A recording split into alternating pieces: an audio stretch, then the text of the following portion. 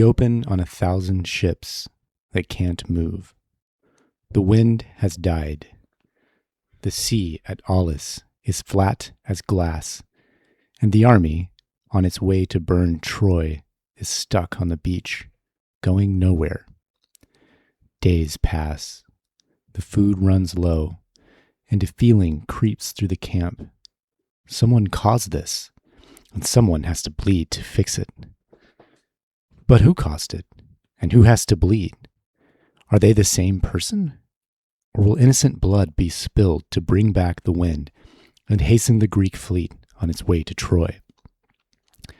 This is the story of the sacrifice at Aulis. It's a story the Odyssey builds on, but Homer didn't stop to tell it.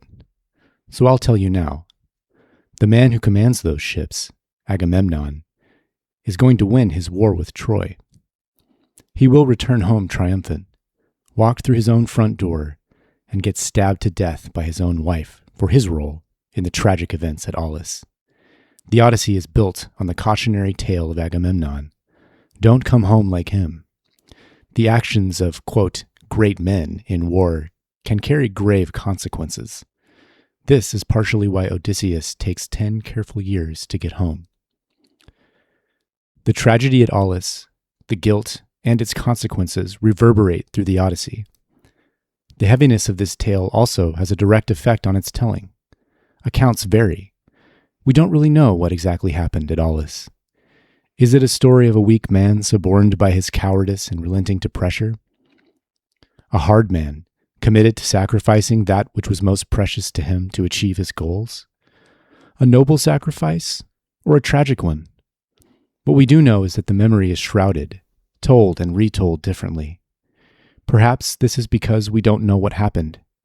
Or perhaps it's because the Greeks found the events too hard to face head-on, and thus were compelled to confuse the facts to cover their own shame. Back to the becalmed waters and the armies languishing on the beach.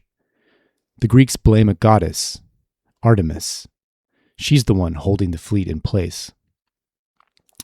Artemis is the goddess of the hunt, of wild animals and empty forests. Remember this next fact. She's also the protector of young girls. Why is she angry? Well, here's the first strange thing about the story. It can't decide. In the oldest version, Agamemnon shot a stag and bragged he was the better hunter, better than the goddess herself. In another, he killed a deer in a grove that was sacred to her. In yet another, his father cheated her out of a sacrifice years back. Take your pick. Nobody can agree on what he did. But everybody agrees on the remedy. The army's prophet is a man named Calchas, and his gift is reading birds. 2 eagles bring down a pregnant hare and tear it apart, the unborn young and all. Calchas takes the eagles for the 2 brothers, Agamemnon and Menelaus, and the hare for Troy, doomed to be gutted. But there's a catch buried in the omen. Artemis, who guards wild and pregnant things, is sickened by the sight of that slaughter, and her price for the wind is savage. Agamemnon must sacrifice his eldest daughter, Iphigenia. She is the one they called the most beautiful, and she's waiting at home, back in Greece. And notice the irony here. The goddess who protects young girls is the one demanding the death of one. The myth hands us a protector who asks for the very thing she's supposed to guard against. Now, you might expect an army to hesitate here. This is their commander's child. But a stranded army is a dangerous thing. They've come all this way. They're hungry. They're spoiling for the war they were promised. They want it done. In the fullest version we have from Euripides, Agamemnon can't do it. He sends a message home, telling his wife to bring their daughter to camp to wed the greatest soldier in the army, Achilles. But this is a lie, bait to get her to the beach. He then secretly sends a second letter, telling them to turn back. But the second letter never makes it back home. So the trap stays set.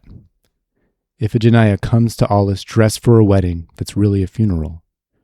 Her mother, Clytemnestra comes with her, glowing, ready to marry her daughter off to a hero. They arrive and meet Achilles. And poor Achilles, he knows nothing of the wedding or the ruse. Agamemnon uses him as well. He only finds out when Clytemnestra walks up and greets him as her son-in-law. He's furious. At first, more about his name being used than about the girl, but he swears he'll protect her, and for his trouble, his own men nearly stone him to death. Another tragedy. The one person offered as her rescuer can't save her. And yet another tragedy. Achilles' chance at marriage is a ruse. He'll never get a genuine one. He will die at Troy. He just doesn't know it yet. Then there's Agamemnon. Is he cornered? Scared of the prophet and scared of his own army turning on him? Maybe. In one telling, he's that weak, political man who folds under pressure. But there's an older version from Aeschylus that says the choice was his. Sure, the army was pressuring him. His vow to his brother, all of this put the weight on his shoulders, but in Aeschylus' version, he didn't backtrack. He picked up the knife and drove it home. But maybe it doesn't matter what version of Agamemnon we have. He was cornered, but it was still his hand. This is the most human element in the story of gods and omens. We'd all like to believe that if someone forced our hand, we'd be free from guilt, free from consequences. But would we? And Iphigenia? In the play, she starts out begging for her life, the way anyone would. And then she turns. She decides to go willingly, to give herself for the cause. Which sounds noble, but is it? She's a young girl being talked into agreeing to her own death. That's its own kind of horror, dressed up as courage. And so, dressed as a bride, she's led down to the altar. And here's where I'll do what the old poets did. Aeschylus, telling this, gets right up to the killing blow, and then he stops. He says, "What came next, I did not see, and I will not tell." So I'll leave it there too. Because yet again, we have conflicting accounts. Some of our sources say she died on that altar. And some say that at the last second, Artemis snatched her away and left a deer in her place. A deer, the same animal Agamemnon killed to start all this, dropped onto the altar to end it. And you'd think, okay, the grim original got softened over time. People couldn't handle it, so somebody later invented the rescue. Except that's not what happened. The oldest source we have, the very earliest one, already has both the death and the deer side by side from the very beginning. Now, the fact that these stories disagree isn't interesting on its own. The Greeks told plenty of stories a dozen different ways. But look at where this one gets cloudy. There's no clear ending. And back at the start, the story equivocated the crime. I don't think that's an accident. Think about the stories we tell the same way every single time. They're ones where the person had it coming. They have a clear resolution. They're black and white. We don't rewrite those. We rewrite the ones we can't live with. So maybe the reason nobody can keep this story straight is that Iphigenia didn't deserve it. It's her innocence that makes it unbearable. And notice who actually paid here.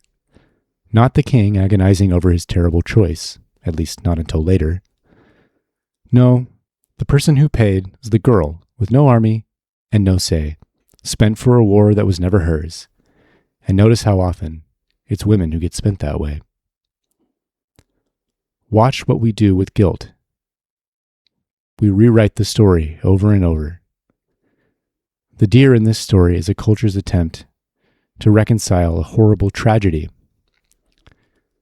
But history remembers. 3,000 years later, we're still doing the same things with our stories. And as for Agamemnon, the wind came back, he got his war, he spent yet more life, and 10 years later, he sailed home a champion, walked through his own front door, and his wife was there waiting for him, dagger drawn. She had not forgotten Aulis. But that's the next story.